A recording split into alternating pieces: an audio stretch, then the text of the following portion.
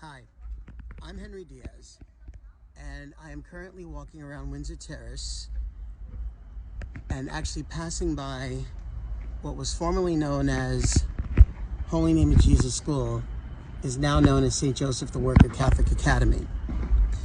Sorry, I know it's dark, but I wanted to make this video in memory of Matthew, or as how Dad used to call them Waffles, for his love of waffles.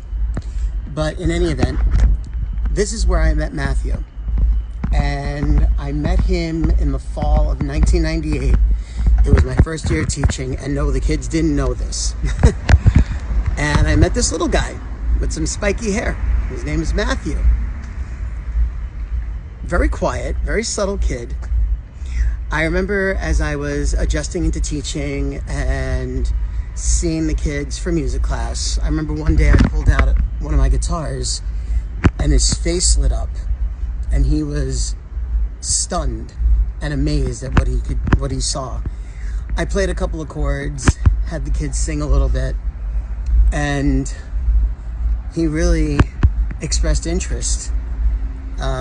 He would ask me a few questions. I can't remember all the questions that he would ask, but you know, he talked about how he liked the sound, how he liked the playing. I put on some distortion, his face lit up. But in any event, this is the entrance to the building. Again, it's now called St. Joseph the Worker Catholic Academy, but it was formerly known as Holy Name of Jesus School.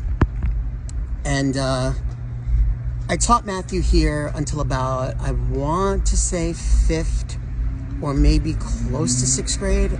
I'm not exactly sure when he moved. I think it was after 5th. But I'm gonna take a little stroll into the yard really quick. I figure there's better lighting here. But I figured why not just walk through. I mean, this is memories for me. I no longer work here. I left here in 2013. I was here since 1998, so I was here for a while. And if you look, the other way we entered, we used to park our cars here, Boy Scouts. There's the building with the lights on.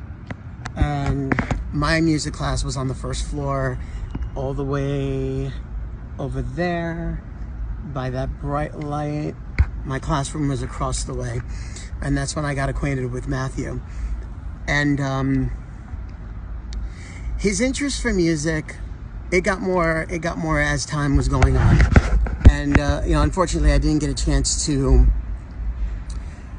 see him graduate, and didn't get a chance to, you know, actually, you know, to hear him like play live for me or in front of me or however the case.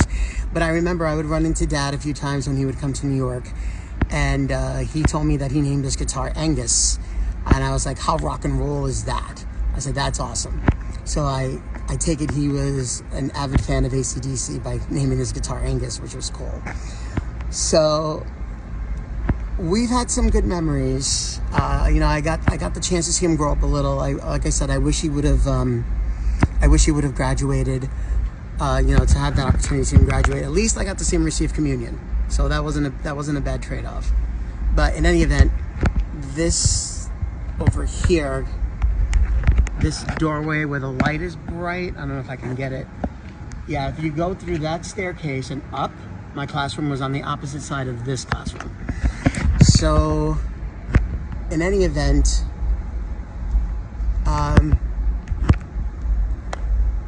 like I said, his interest in music, when I showed him the guitar for the first time, I showed him the acoustic, I showed him the electric. He did ask me, like, what was the difference? And of course, you know, I was more than happy to demonstrate it for him. And he kind of liked, I saw him leaning at that point. You know, when kids are younger, they like to lean towards the electric because it makes a lot of cool sounds. But from seeing some of the videos that Dad would post, I saw him play acoustic, and he was pretty good. He was really good. I was impressed with his playing. And this brings a lot of memories for me as well. And I figured to do this video, I had to come back to the old neighborhood to do this, because this is where he sort of started, in a sense. And if you look across, I believe it's where Prospect Market is. I believe that's where the card store was. Correct me if I'm wrong, Al. I think that's where the store was. I can't remember. But I put two and two together at the end of the year and realized that he was your son, because I know you knew my wife's family. And, you know, once I got to know the parents, it was a little bit easier to see who, you know, who's who, and, you know, who was related to who and all that stuff. But in any event, I had some really good memories with him. He was a good kid. He did what he, you know, he did the best he could do with anything. And I'm proud of him. I'm proud of his accomplishments with playing. I know that, you know, I know he's up there somewhere smiling down while I'm doing this and probably making fun of me. But, you know, he was a very good kid. He was respectable. He was, you know, he was just a fantastic kid to know. And like I said, his love for the guitar was something that I guess I awoke in him when he was here. But in any event, I know this video is a little kind of not rehearsed, so this is basically freeform. But in any event, the next video that I'm going to post, because I'm going to send this to Al first, and the next video I'm going to post will be a difference between a Gibson Les Paul and a Gibson SG. So since he called his SG Angus, and befitting for the music and the fact of what he liked, and I thought that was great. Well, I hope you enjoyed this video. I hope I was able to give some more insight on Waffles and how much of a terrific kid he really was. And until the next one, take care, everybody.